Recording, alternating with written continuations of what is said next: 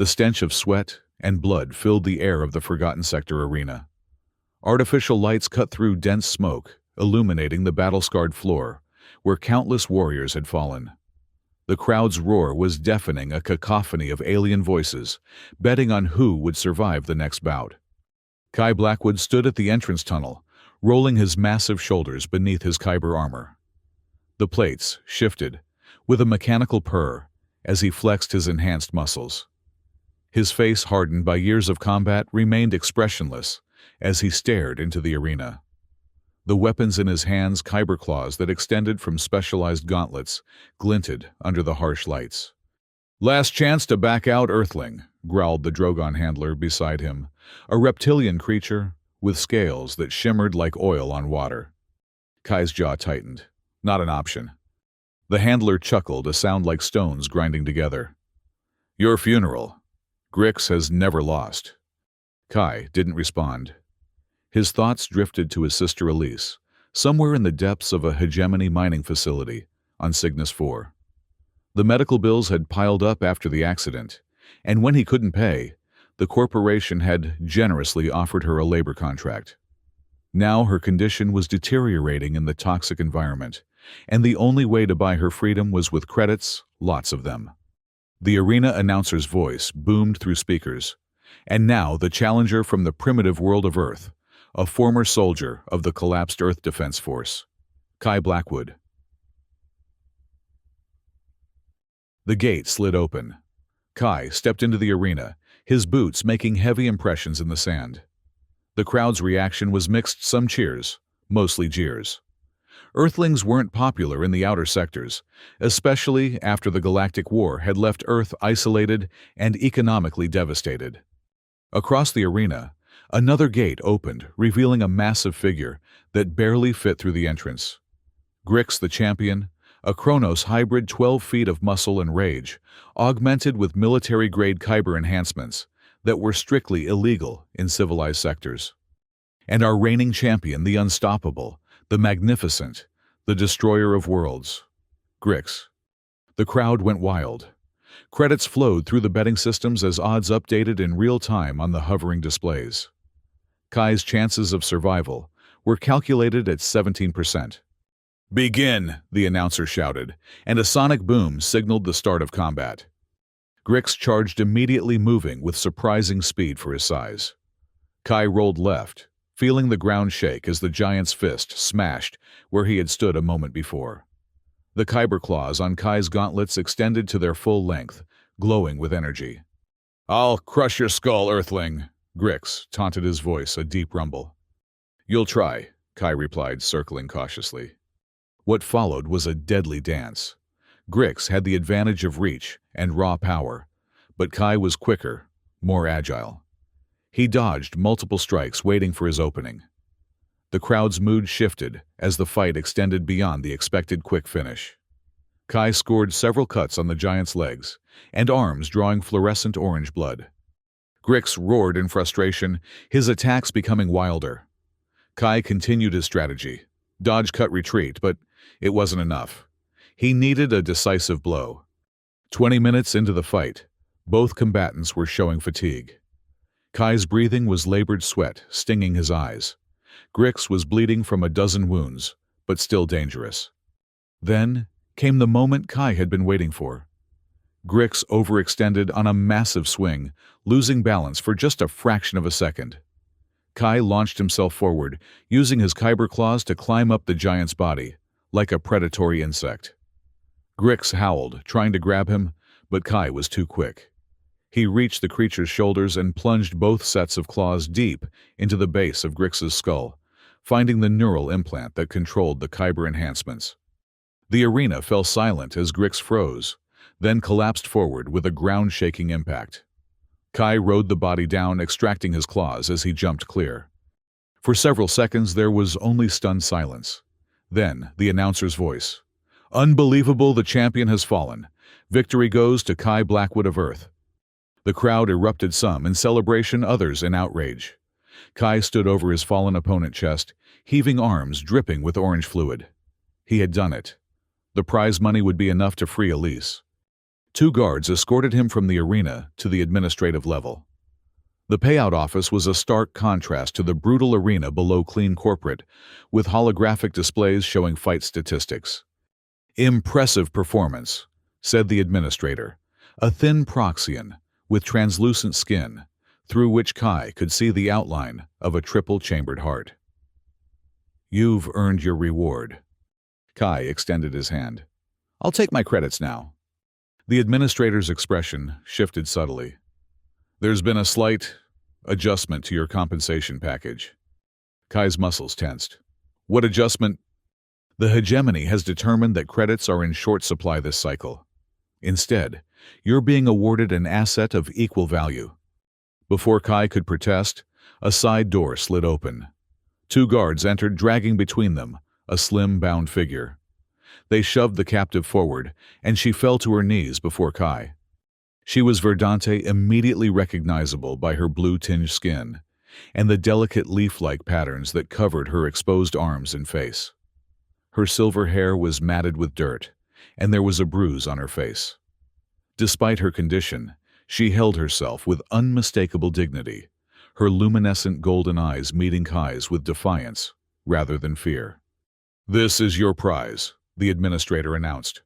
"A Verdante captive, rare and valuable, worth far more than the credits you were promised." Kai's face darkened with fury.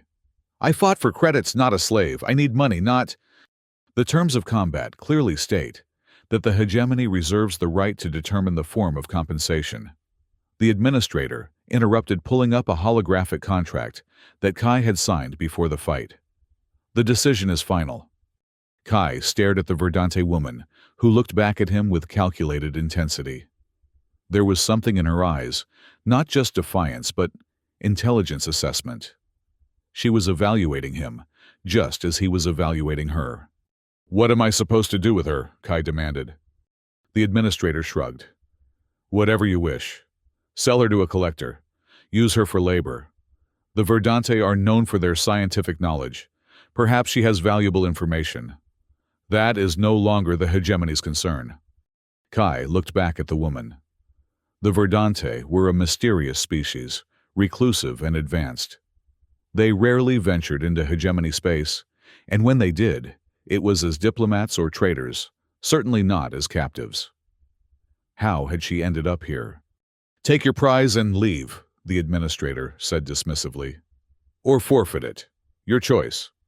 Kai knew he couldn't walk away empty-handed. Without credits or something to trade, Elise would remain in the mines until her body gave out. He had to salvage something from this betrayal. "Fine," he said through clenched teeth. "Remove her restraints." The administrator hesitated, then nodded to the guards. One of them deactivated the energy cuffs around the woman's wrists. She rubbed her arms, her eyes never leaving Kai's face. "Come with me," Kai said to her, trying to sound authoritative while fighting his disgust at the situation. As they left the administrative office, Kai could feel the tension rolling off his unwanted prize. He had no idea what to do next. He couldn't sell her, not morally, and not practically, since he had no connections to the kind of black market that would buy a Verdante captive. He couldn't use her for labor. His only hope was that she might indeed have knowledge or connections that could somehow be translated into credits. They had barely made it to the main concourse when 5 armored mercenaries stepped into their path. Their leader, a scarred Saurian with cybernetic eye implants, pointed a plasma rifle directly at Kai's chest. "Hand over the Verdante," he growled. "Hegemony orders." Kai instinctively stepped in front of the woman. "I was just awarded her as combat payment. She's legally mine." The mercenary laughed. "Plans change. She's wanted for interrogation now." Kai's mind raced. If the hegemony wanted her back this badly, she must be more valuable than they'd let on. Maybe she wasn't just any captive. "Run," the Verdante woman whispered behind him, her voice musical despite the urgency. "They will kill you to take me." "Not happening," Kai muttered back, then louder to the mercenaries. "You'll have to go through me." The leader sighed. "So be it." The firefight erupted in seconds. Kai activated his kyber claws and lunged forward, moving faster than the mercenaries expected. He slashed through the leader's plasma rifle, rendering it useless, then followed with a kick that sent the Saurian flying backward. The other mercenaries opened fire, but Kai was already moving, using the concourse pillars as cover. Civilians scattered screaming. The Verdante woman, instead of running, had taken cover behind a cargo container. To Kai's surprise, she had somehow acquired a small energy pistol, likely picked from someone's pocket in the chaos, and was firing with remarkable accuracy. 3 mercenaries down, 2 to go. One of them threw a stun grenade. Kai kicked it back and the explosion temporarily blinded both remaining attackers. Kai finished them with swift strikes of his kyber claws, not killing, but incapacitating. "We need to move," he said, returning to the Verdante woman. "There will be more." She nodded, her golden eyes assessing him with newfound interest. "You fight well for an Earthling." "Thanks," Kai replied dryly. "You shoot well for a captive." A hint of a smile touched her blue lips. "I am Zia, and I am no ordinary captive. Kai Blackwood, and I figured that much. What does the hegemony want with you?" "Information they cannot have," she said simply. "We should not talk here." Kai nodded. The station's security would be converging on their location soon. "I have a contact in the lower markets. She might help us."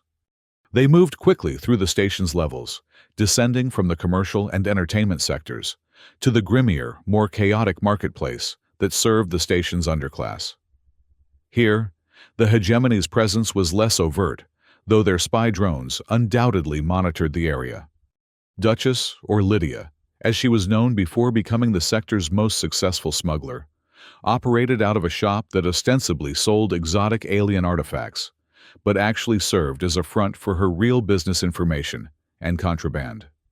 The shop was tucked between a noodle stand and a cybernetic repair clinic, its entrance marked only by a faded holographic sign that flickered between multiple alien languages. Kai led Zia inside, where the air was thick with incense that masked the store's security countermeasures from scanning devices. Duchess herself sat behind a cluttered counter, a human woman in her 50s, with silver-streaked black hair and eyes that had seen too much of the galaxy's darker corners. She looked up as they entered, her expression shifting from boredom to surprise to calculation in the span of seconds. "Kai Blackwood," she said, her voice raspy from years of breathing unfiltered spaceship air. "I heard you took down Grix. Impressive." "News travels fast," Kai replied. Duchess's eyes moved to Zia, widening slightly. "And a Verdante companion. That's unexpected, and potentially problematic for my establishment." "We need help," Kai said. "The hegemony wants her. They sent mercenaries after us already." Duchess sighed and pressed a button under her counter. The shop's entrance shimmered as security protocols activated, and the windows darkened. "You've always had a talent for finding trouble," she said. "What exactly do you expect me to do about it?" "Information," Kai said. "I was supposed to get credits for winning the fight enough to buy my sister's contract from the Cygnes 4 mining operation. Instead, they gave me her," he gestured to Zia. "Now they want her back. I need to know why she's so valuable and how I can use that to help my sister." Duchess gave Zia an appraising look. "Care to introduce yourself, Verdante?" Zia straightened her posture, a subtle shift that somehow made her seem more regal despite her disheveled appearance. "I am Zia Naveen, heir of the Third House of Verdant Prime. I was conducting a diplomatic mission when my ship was attacked by hegemony forces in neutral space, an act of war by galactic law." Kai stared at her in shock. "You're royalty." "Our system is not monarchy as you understand it," Zia corrected. "But yes, in your terms, something similar to a princess. More importantly, I am also an intelligence operative investigating Project Ascension."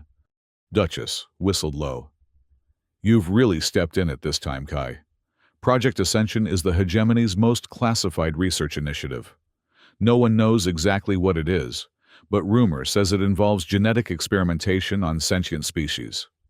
"They held me for questioning," Zia continued. I revealed nothing, so they decided to dispose of me in a way that wouldn't create a diplomatic incident by making me a prize in their arena. They assumed whoever won would sell me to a private collector and I would disappear. Kai ran a hand through his sweat-matted hair. So I've accidentally stolen a Verdante princess who was investigating the hegemony's darkest secrets. Perfect. It gets worse, Duchess said, checking a data terminal behind her counter. Station security has your descriptions on all channels. They're calling you both fugitives, claiming you attacked hegemony officials unprovoked. Can you help us get off the station? Kai asked. Duchess considered for a moment. I might, but it'll cost you. And not in credits since you're obviously short on those. Name it, Kai said. Information, Duchess replied, looking at Zia. Everything you've learned about Project Ascension. The Verdante aren't the only ones concerned about the hegemony's experiments. Zia hesitated, then nodded. Agreed. Though my knowledge is incomplete, that's why I was captured. I was seeking more evidence. Good enough, Duchess said. Now about getting you off this station. A pounding at the shop's door interrupted her. Through the darkened glass, they could see the silhouettes of armored security personnel. Back exit, Duchess said quickly, pressing another button that opened a concealed door behind a display of alleged Centauri relics. My shuttle is in Maintenance Bay 7C. Security code is 1739 Alpha. It's fueled and ready. You're prepared, Kai observed. Duchess smiled grimly. In my business, you always have an escape plan. Now go. As they slipped through the hidden passage, Duchess called after them. Kai, what about your sister? Kai paused. Elise is still on Cygnus 4. Hegemony mining operation. Duchess nodded. I'll put out some feelers. Now move. The passage led them through a narrow maintenance tunnel that smelled of lubricant and recycled air. They emerged in a service corridor 2 levels below the market, where station workers and droids moved cargo, without the scrutiny that dominated the upper levels. We need to be careful, Zia said quietly, as they navigated through the corridor. The hegemony will have informants everywhere. How did you end up captured? Kai asked, as they walked briskly, trying to look like they belonged among the station workers. The Verdante are supposed to have superior technology. Zia's expression darkened. Betrayal. Someone in my delegation revealed our flight path. When the hegemony ships appeared, we were unprepared. Most of my crew died in the attack. I'm sorry, Kai said.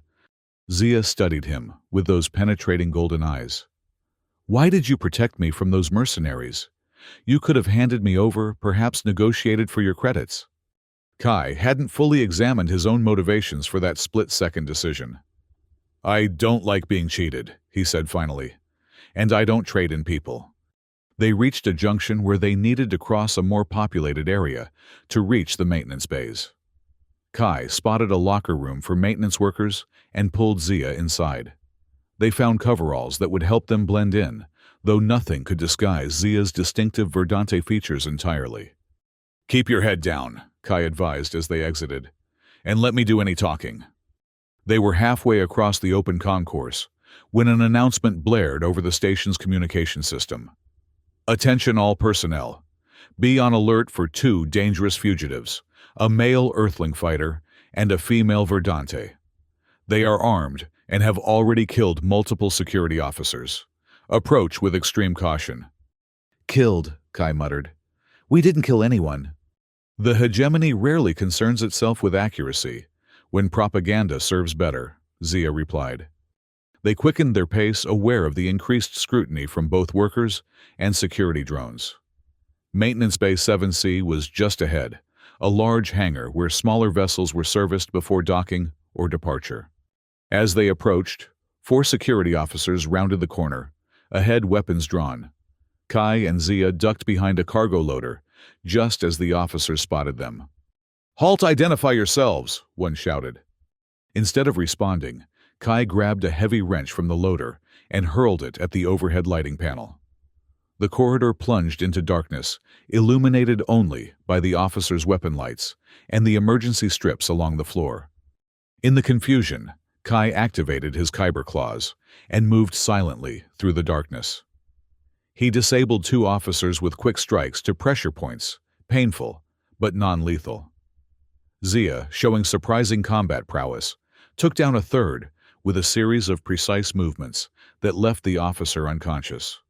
The fourth managed to fire his weapon a bolt of energy that singed Kai's coveralls but missed flesh. Kai closed the distance and knocked the weapon aside, then rendered the officer unconscious with a well-placed blow. "You're full of surprises," Kai said to Zia as they continued toward the maintenance bay. "My position requires many skills," she replied. "Diplomacy is preferred but not always effective." They reached Bay 7C without further incident. Duchess's shuttle was an older model Starhopper, small but reliable and most importantly equipped with a stealth system that would help them evade station sensors. Kai entered the security code, and the shuttle's hatch slid open with a hiss of hydraulics. They climbed aboard, and Kai took the pilot's seat, while Zia familiarized herself with the co-pilot controls. "You can fly this?" she asked. "Similar enough to what I flew during the war," Kai replied, powering up the systems. "Hang on." He bypassed the standard launch protocols, knowing they'd be denied clearance, and manually overrode the bay doors. Alarms immediately blared as the massive doors began to slide open, revealing the star-studded blackness of space beyond. "They're sealing the bay," Zia warned, pointing to indicator lights, showing emergency protocols activating. Kai pushed the thrusters to maximum, and the shuttle shot forward, scraping its underside on the partially opened bay doors, but making it through just before they slammed shut. "Activating stealth now," Kai said, flipping switches on the console.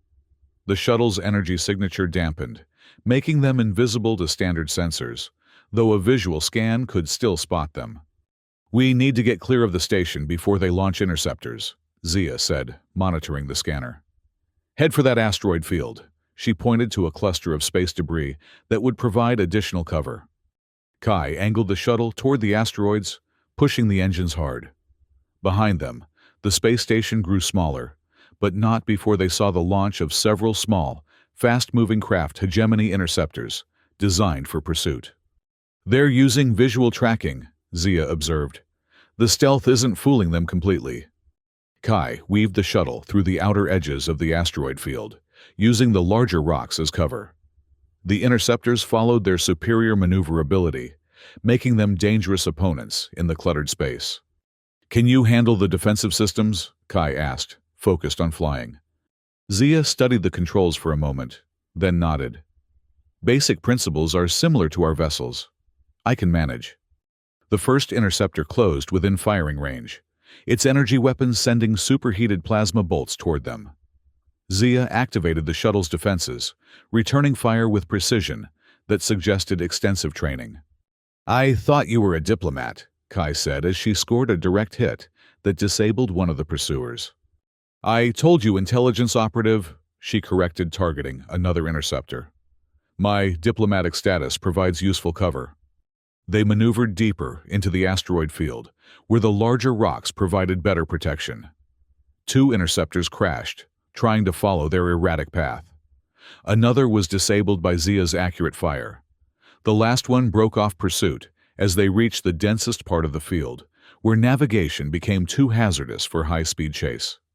Once they were reasonably certain they weren't being followed, Kai reduced speed and turned to Zia. "We need a plan. Where can we go that's safe from the hegemony?" Zia's expression was grim. "Nowhere in this sector. Perhaps nowhere in this quadrant. The hegemony's influence is vast." "What about Verdant Prime? Your people would protect you, wouldn't they?" "Yes, but getting there without a proper starship is impossible. It's many light years from here beyond multiple hyperspace gates." Kai thought for a moment. "What about my sister? I can't abandon her on Cygnus 4. Zia studied him, her golden eyes reflecting the dashboard lights. "Your loyalty to your sister is admirable. I understand family bonds. Among the Verdante, our house connections are sacred." "Then you understand why I have to help her." "I do." Zia was quiet for a moment, then said, "Perhaps our goals can align. I still need information about Project Ascension. My intelligence suggests that one of their primary research facilities is on Cygnus 4 near the mining operations. Kai looked at her with renewed interest. So you help me free my sister, and I help you get your intelligence. Yes, and if we succeed, I can promise you Verdante protection for both you and your sister. It was a better offer than Kai had expected. Deal. But we'll need more than this shuttle to infiltrate a hegemony mining planet. I have contacts, Zia said. Not all species in this sector approve of the hegemony's methods. If we can reach the trading outpost on Darmok 2, I may be able to arrange more substantial assistance. Kai set course for Darmok II, a journey that would take several hours, even at the shuttle's maximum speed. As they traveled, he found himself studying Zia with increasing curiosity. She sat in perfect posture, despite her exhaustion, her blue-tinged skin seeming to glow faintly in the dim cockpit lighting. "Tell me about your sister," Zia said after a long silence. Kai was surprised by the personal question, but found himself answering. Elise is brilliant, a xenobiologist. She was researching beneficial applications of alien flora when there was an accident in her lab. Some kind of exposure to a compound that attacked her nervous system. And the hegemony took advantage of your desperation for treatment money, Zia concluded. Kai nodded grimly. They offered an employee health program that would treat her condition if she signed a labor contract. She was too weak to work in the mines, so they put her in the processing plant. But the conditions there are toxic, making her worse instead of better. The contract includes a buyout clause, but the amount keeps mysteriously increasing. A common hegemony tactic, Zia said. They create debt slaves across the galaxy using similar methods. What about you? Kai asked. What's a house heir doing in intelligence work? Isn't that dangerous for someone in your position? A shadow passed over Zia's features. My position is precisely why I must do this work. The hegemony's expansion threatens all independent worlds, including Verdant Prime. Project Ascension particularly concerns us, because our intelligence suggests it involves genetic experimentation that could target specific species. Potentially, it could be a weapon. Against the Verdante. Against any species the hegemony deems a threat, Zia's golden eyes fixed on him intently, including humans. The implications hung heavily in the air between them. If the hegemony was developing genetic weapons, no planet was safe. They reached Darmok 2 without incident, a small mercy that Kai didn't take for granted. The trading outpost was a ramshackle collection of structures built into the side of a mountain on an otherwise uninhabitable moon. Various ships of different origins were docked in the crude spaceport, their designs reflecting the diverse clientele that frequented the outpost. Keep your weapons ready but concealed, Zia advised as they docked. Darmok 2 operates on a delicate balance of mutual distrust. They disembarked. Kai's kyber claws retracted, but primed for instant deployment. Zia had taken a blaster from the shuttle's weapons locker and kept it hidden beneath the maintenance coveralls she still wore. The trading outpost's main thoroughfare was crowded with beings from dozens of species, all engaged in the universal activities of commerce, consumption, and conversation. Holographic advertisements floated above storefronts, promising everything from exotic intoxicants to weapons upgrades. The smell was a dizzying mix of cooking food, mechanical lubricants, and the distinctive biological odors of multiple species. Zia led the way, confidently navigating the chaotic environment, as if she'd been there before.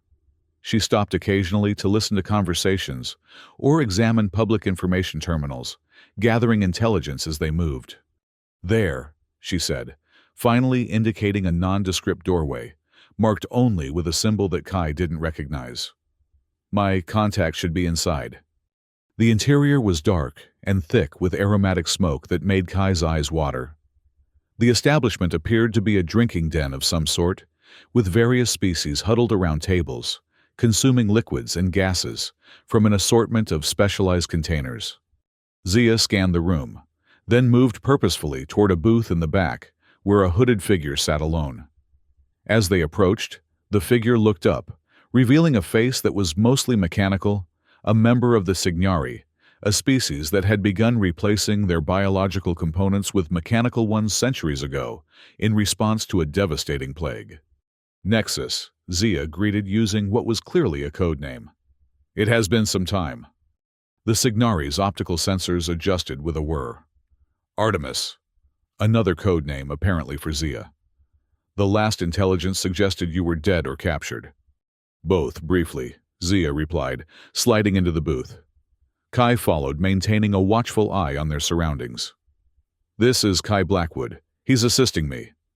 Nexus studied Kai with unnerving intensity. Human. Earth Defense Force judging by your combat stance and the Kyber modifications.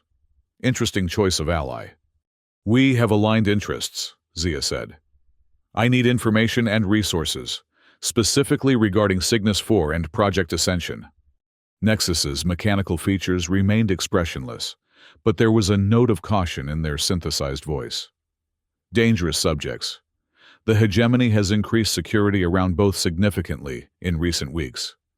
There are rumors of a breakthrough. What kind of breakthrough? Kai asked. Nexus turned those unsettling optical sensors toward him. Unknown.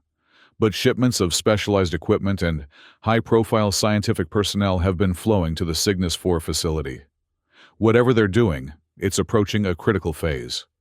We need to get to Cygnus 4, Zia said. Kai's sister is held there, and I believe the facility contains data crucial to understanding the full scope of Project Ascension. Nexus was silent for a moment, mechanical components humming softly as they processed. I cannot provide direct transportation. The collective must maintain plausible deniability in matters concerning the hegemony. Kai's hopes began to sink, but Nexus continued. However, I can provide intelligence and certain tools that might prove useful. There is a hegemony data relay station orbiting Cygnus 4's smaller moon. Security is minimal compared to the planet itself. If you could access it, you could potentially obtain security codes, shift rotations, facility layouts, information that would make a planetary infiltration possible. The shuttle we have isn't equipped for that kind of operation, Kai pointed out. I can arrange for an upgrade, Nexus said. Enhanced stealth capabilities, improved weapons, and specialized slicing equipment. The collective has an interest in discovering the true nature of Project Ascension as well. And in return, Zia asked clearly, familiar with how these arrangements worked. Share whatever you discover, Nexus replied. Knowledge is the currency the collective values most.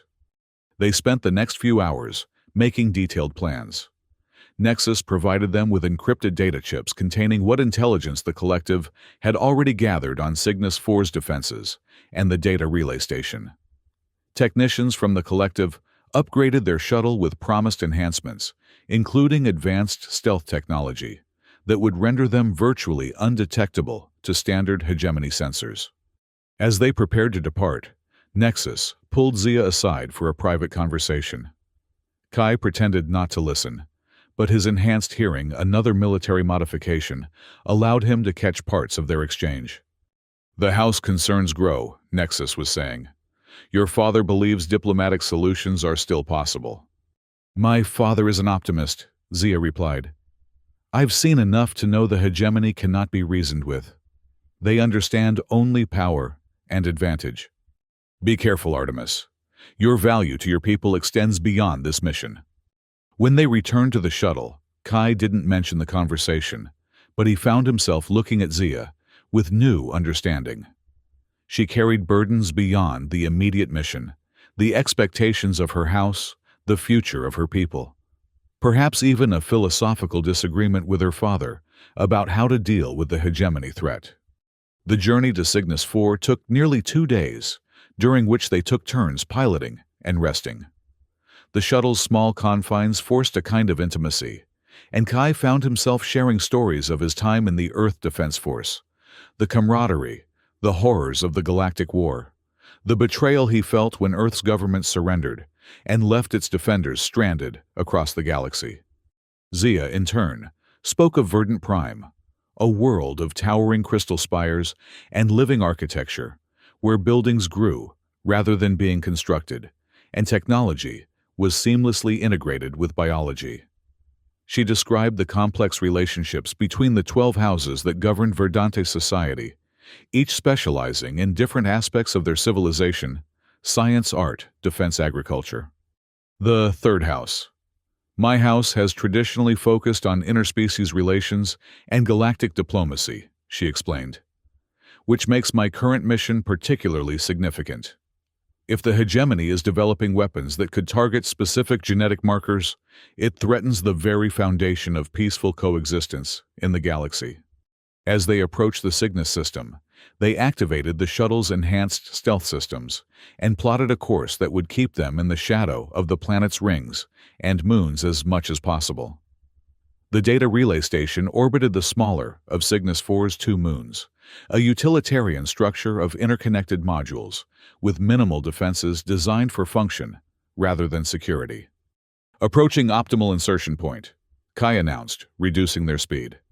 Passive scans show minimal crew, probably mostly automated.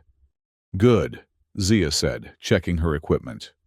They had prepared carefully environment suits for the station's potentially hostile atmosphere, specialized slicing tools to access the hegemony databases, and weapons calibrated to incapacitate rather than kill, reducing the likelihood of triggering high-level security alerts.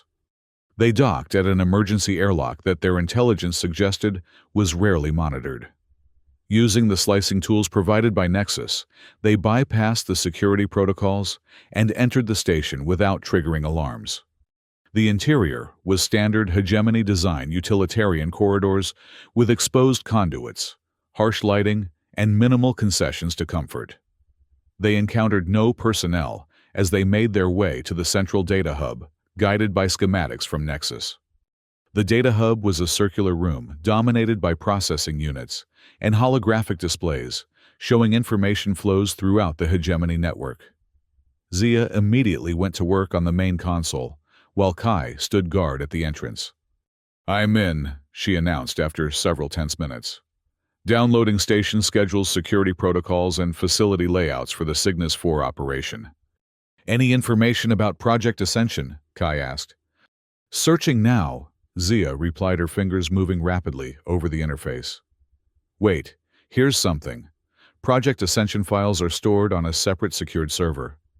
I can see references but not access the content directly." "Can you bypass the security?" "Not from here, but—" Her voice trailed off as she concentrated. "I've found something else. A manifest for prisoner transfers from the mining operation to the research facility. Recent date." Kai moved to her side. "Is Elise on it?" Zia scrolled through the list, then stopped. "Elise Blackwood. Scheduled for transfer tomorrow, listed as Subject Candidate Type E." Kai's blood ran cold. "They're going to use her for their experiments." "It appears so," Zia said grimly. "But this gives us a timeline and an opportunity. The transfer will happen by ground transport, smaller security detail than at either facility." "We can intercept the transport," Kai realized. "Free Elise during transfer." "Exactly. And I've found something else, a reference to a data crystal containing comprehensive Project Ascension documentation. It's stored in the administration section of the mining facility." "So we have 2 objectives," Kai summarized. "Get the data crystal, then intercept the transport with Elise." Zia nodded. "The transfer is scheduled for 1400 hours tomorrow. That gives us time to infiltrate the mining facility tonight, secure the crystal, then position ourselves along the transport route." A sudden alarm blared through the station. Zia's expression tightened. "They've detected the unauthorized access. We need to move." They retreated from the data hub, heading back toward their docked shuttle. Halfway there, they encountered a security team, 2 hegemony guards, who were clearly surprised to find intruders. Kai moved before they could raise their weapons, his kyber claws extending as he launched forward. He incapacitated one guard with a strike to the nerve cluster at the base of the neck, while Zia fired her blaster at the second the weapon set to stun. Both guards collapsed without raising the alarm further. They reached the shuttle and disengaged from the station, just as more security personnel arrived. Using the enhanced stealth systems, they slipped away, setting course for Cygnus 4. The mining planet loomed before them, a world scarred by industrial exploitation. From orbit, they could see vast open pits and the sprawling infrastructure of refineries and processing plants. Toxic clouds swirled in the atmosphere, the result of unregulated industrial processes. There, Zia said, indicating a location on their nav system. That's the Mining Administration Center. The data crystal should be there. And here's the transport route, Kai added, tracing a line across the terrain display. They'll move through this canyon, perfect place for an ambush. They landed the shuttle in a concealed location, several kilometers from the mining facility, using a deep ravine to hide from orbital scans. The corrosive atmosphere required them to wear their environmental suits as they made their way toward the facility. The landscape was desolate rock formations, twisted by extractive explosives, pools of toxic waste glowing faintly in the darkness, abandoned equipment left to rust where it had broken down. They moved carefully, avoiding the occasional security drone that patrolled the perimeter. The Mining Administration Center was a prefabricated structure that stood apart from the main processing facility, surrounded by a basic security fence and guard posts. Using the information they'd obtained from the relay station, they timed their approach to coincide with a shift change when attention would be divided. 2 guards at the main entrance, Kai observed from their position behind a pile of discarded ore containers. Another on the roof, probably more inside. The data crystal will be in the director's office, Zia said. 3rd level northwest corner according to the facility plans. Direct approach or find another way in? Zia considered, then pointed to a waste disposal chute on the building's east side. That connects to the internal recycling system. It should give us access to the maintenance corridors. The waste chute was unpleasant, but effective. They emerged in a dimly lit maintenance corridor that ran beneath the main administration levels. Following the facility plans they'd memorized, they made their way upward through service ladders and rarely used corridors. They encountered 2 maintenance workers, whom they quietly stunned and secured. As they approached the 3rd level, security increased motion sensors and cameras that they carefully disabled, using the specialized tools from Nexus. The director's office was locked with a biometric system, but Zia's slicing equipment made short work of it. Inside, they found a standard hegemony administrative space Spartan, but functional, with displays showing production quotas and efficiency metrics. The safe should be behind that panel, Zia said, indicating a section of wall that appeared slightly different from the rest. Kai moved the panel aside, revealing a high-security storage unit. This presented a greater challenge, but between Zia's technical expertise and the advanced tools they carried, they managed to bypass the security protocols after several tense minutes. Inside was a small crystal matrix azure blue, with fractal patterns visible in its depths. Zia carefully removed it and secured it in a specialized container she carried. "This should contain everything we need on Project Ascension," she said. "Now for your sister." They exited as carefully as they had entered, leaving no obvious signs of their intrusion. By the time they returned to their shuttle, dawn was breaking over the toxic landscape. They had several hours before the prisoner transport would depart with Elise. They used the time to study the route more carefully and prepare their ambush. The canyon they'd identified provided a natural choke point, where the transport would be vulnerable, steep walls would prevent escape, and a narrow passage would force the vehicle to slow. "The transport will have at least 4 guards," Zia said, as they positioned themselves among the rocks overlooking the canyon. "Standard hegemony procedure for prisoner movement." "We need to disable the vehicle without harming the occupants," Kai added. "The shuttle's weapons are too powerful, they could kill everyone inside." "I have an alternative," Zia said, producing a small device from their equipment. "An electromagnetic pulse generator. It will disable the transport systems without causing physical damage." They didn't have to wait long. Shortly after the appointed time, a heavy transport vehicle appeared on the horizon, following the route exactly as predicted. It was an armored personnel carrier with hegemony markings designed for security rather than speed. "Get ready," Kai said as the transport entered the canyon. We'll only have one chance at this. When the vehicle reached the narrowest point of the canyon, Zia activated the EMP device. A wave of electromagnetic energy washed over the area, and the transport's engines died immediately. The vehicle rolled to a stop, its systems completely disabled. Kai and Zia moved quickly, descending from their position, as the confused guards emerged from the transport. The first two were taken by surprise, stunned, before they could raise their weapons. The remaining guards put up more resistance, but between Kai's enhanced combat abilities and Zia's surprising skill, they were quickly overwhelmed. With the guards secured, Kai forced open the transport's rear doors. Inside were 6 prisoners in hegemony jumpsuits, all looking frightened and confused by the sudden attack. Among them was a woman with Kai's same dark hair and eyes, though her face was gaunt and her skin pallid from months in the toxic mining environment. "Elise," Kai said, his voice thick with emotion. Recognition dawned on her face. "Kai, is that really you?" Her voice was weak, but there was no mistaking the joy in it. He helped her from the transport, supporting her weight, as her legs trembled beneath her. "I'm getting you out of here, all of you," he added to the other prisoners. "We need to move quickly," Zia urged. "Security will respond as soon as they realize the transport has stopped communicating." They led the freed prisoners back to their shuttle, Kai, carrying Elise when her strength failed. The others followed, initially suspicious, but grateful for the unexpected rescue. Just as they reached their hidden shuttle, the distant sound of engines revealed an approaching hegemony security vessel. It cleared the ridgeline and spotted them, immediately opening fire with high-powered energy weapons that scorched the ground around them. "Get everyone aboard!" Kai shouted, helping Elise up the ramp, while the other prisoners scrambled inside.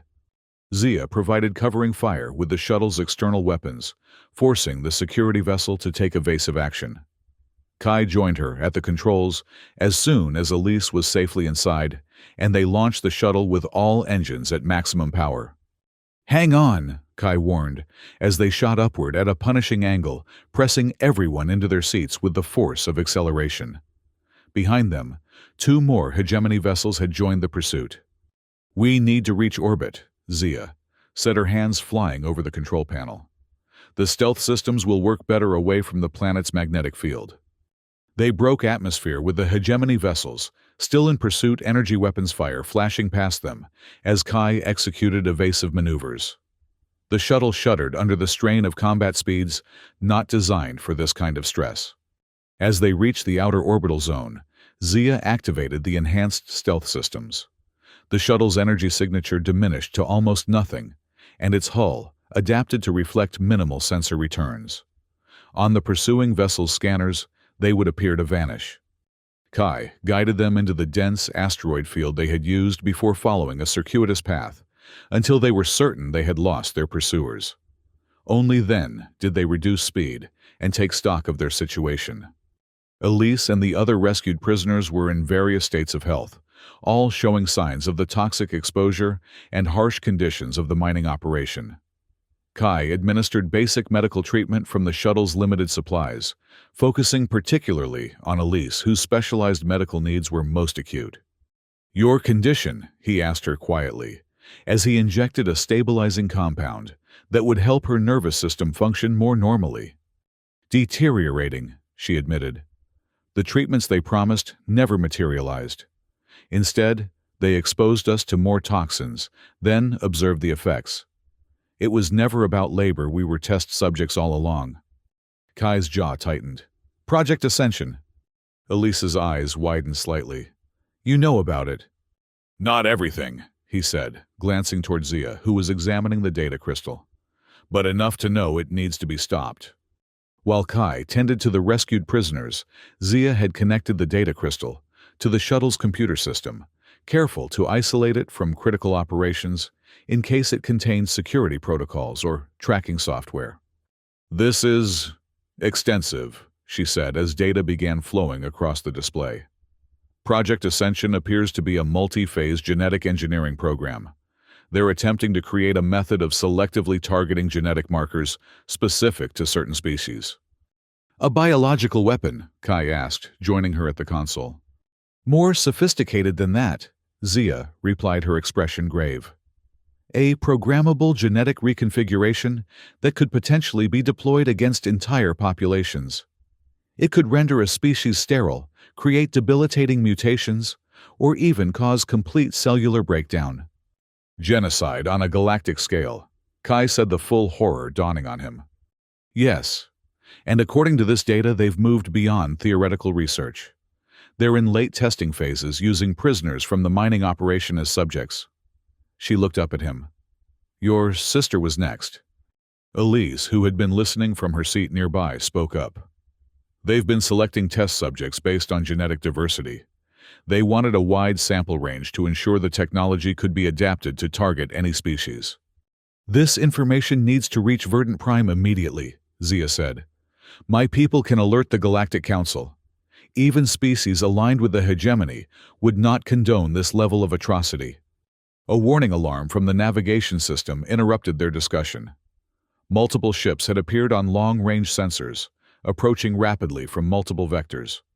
Hegemony interceptors, Kai confirmed, after checking the signature patterns. They've found us. We can't outrun them, not with this shuttle, Zia said. And we can't risk this data falling back into their hands. The situation seemed dire, but Zia's expression suddenly changed as she studied the sensor readings more carefully. Wait, those 4 vessels approaching from the galactic east, those aren't hegemony designs. Kai looked closer. You're right. The energy signatures are different too. More efficient. More advanced. A communication alert chimed, and when Zia activated it, a face appeared on the screen, a Verdante male, with the same blue-tinged skin and leaf-like patterns as Zia, though his were more elaborate and his bearing unmistakably military. House Air Naveen, he said formally. The 3rd Fleet responds to your emergency beacon. We are engaging hegemony forces now. Prepare for extraction. Zia's face lit with relief. Commander Thalos, your timing is impeccable. A Verdante fleet? Kai asked, surprised. How did they find us? The data crystal, Zia explained. It contains a quantum-entangled emergency beacon dormant until removed from hegemony containment. My house has been monitoring for its activation. Through the viewports, they could see the Verdante vessels engaging the hegemony interceptors, sleek, organic-looking ships that moved with incredible grace.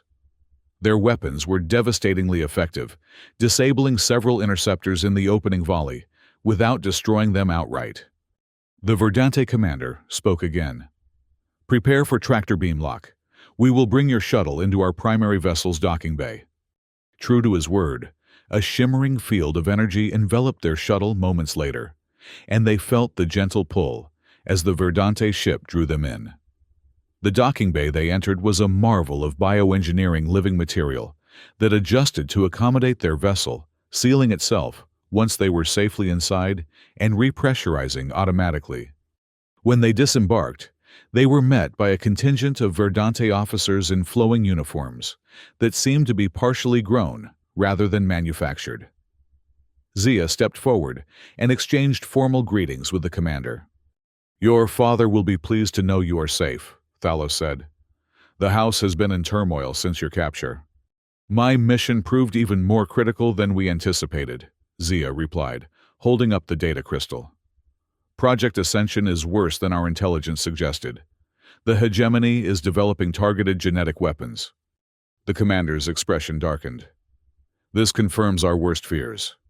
Zia turned to Kai and the others. These people need medical attention, especially Elise Blackwood. And Kai here is the reason I escaped and secured this intelligence. He has earned the protection and gratitude of the Third House. Thalos nodded and issued orders. Medical personnel, Verdante specialists with an assortment of sophisticated equipment, quickly attended to Elise and the other rescued prisoners. Kai watched as they used technology far beyond hegemony standards to begin treating his sister's condition.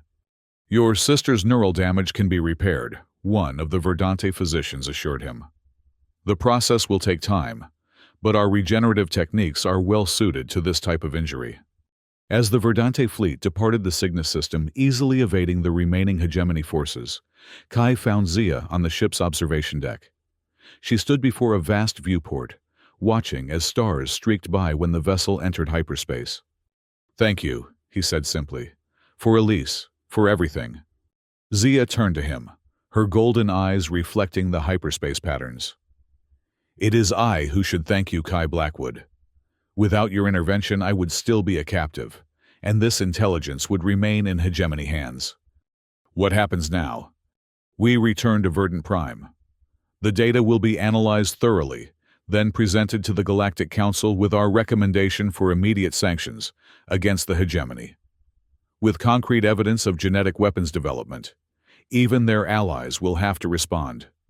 And Elise and I, the other rescued prisoners, you will be welcomed as honored guests of the Third House," Zia said. "Your sister will receive the best medical care we can provide. The others will be offered sanctuary and assistance in returning to their homeworlds if they wish." Kai looked out at the streaking stars. "I've been fighting for so long. First in the Earth Defense Force, then in the arena. Always for survival, for credits for Elise. And now, I'm not sure. Earth is still recovering from the war, still under hegemony economic control. There's nothing for us there." Zia was quiet for a moment, then said, "Perhaps you could find a new purpose. The evidence we've gathered will likely lead to conflict with the hegemony. The Verdante will need allies who understand hegemony tactics and technology." "You're offering me a job?" Kai asked with a slight smile. "I'm offering you a cause," Zia corrected. "And perhaps a home, for both you and your sister." The journey to Verdant Prime took several days, during which Elise's condition improved dramatically under Verdante medical care. Color returned to her face, and her neural functions stabilized. The other rescued prisoners recovered as well, each finding their place among the remarkably accommodating Verdante crew. Kai spent much of his time with Zia, learning about Verdante culture and sharing his own experiences from Earth and the broader galaxy. What had begun as an alliance of necessity evolved into something deeper: mutual respect, friendship, and perhaps the beginnings of something more. When they finally arrived at Verdant Prime, the view from orbit took Kai's breath away. The planet was a vibrant sphere of blues and greens with crystal cities that caught the light of the system's star and scattered it in rainbow patterns visible even from space. Unlike the industrial scars of hegemony worlds, Verdante civilization had grown in harmony with the natural environment, enhancing rather than consuming it. Their reception planetside was formal, but warm. Zia's father, the head of the Third House, welcomed them in a ceremony that honored both the successful mission and the alliance that had made it possible. The data crystal's contents were already being analyzed by Verdante scientists and strategists preparing for the diplomatic battle to come at the Galactic Council. In the days that followed, Kai found himself increasingly drawn into planning sessions and strategy meetings. His knowledge of hegemony tactics and Earth's experience during the Galactic War proved valuable as the Verdante prepared for what might become a new conflict. One evening, he found Zia in the living gardens of the Third House compound, an open space where plants responded to presence and emotion, shifting colors and formations as people moved among them. She was seated beside a pool of luminescent water, her reflection rippling gently on its surface. "The Council has agreed to hear our evidence," she said as he approached. "Representatives from 17 systems will be present." "Will it be enough?" Kai asked, sitting beside her. "The hegemony has powerful allies." "Evidence of genetic weapons development violates the most fundamental galactic treaties. Even their allies will have to distance themselves, at least publicly." She paused, then added, "But you're right to be concerned.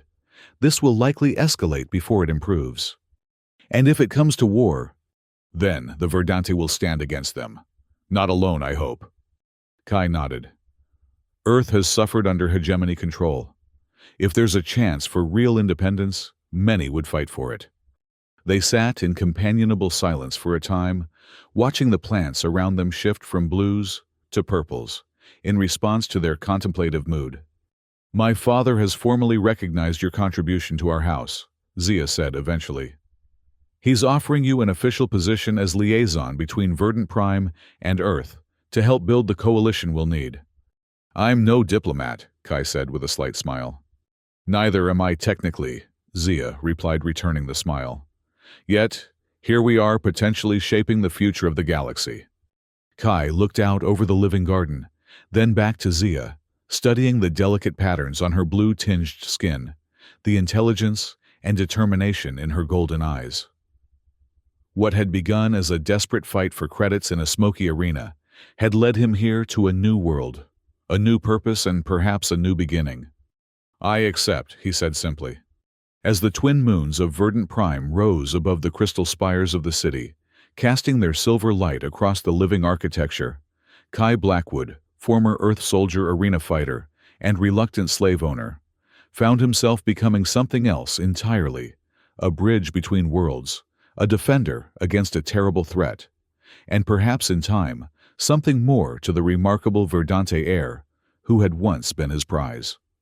The data crystal they had risked everything to obtain would stand as evidence before the Galactic Council. Elise would continue her recovery under Verdante care, potentially contributing her xenobiological expertise to their scientific community.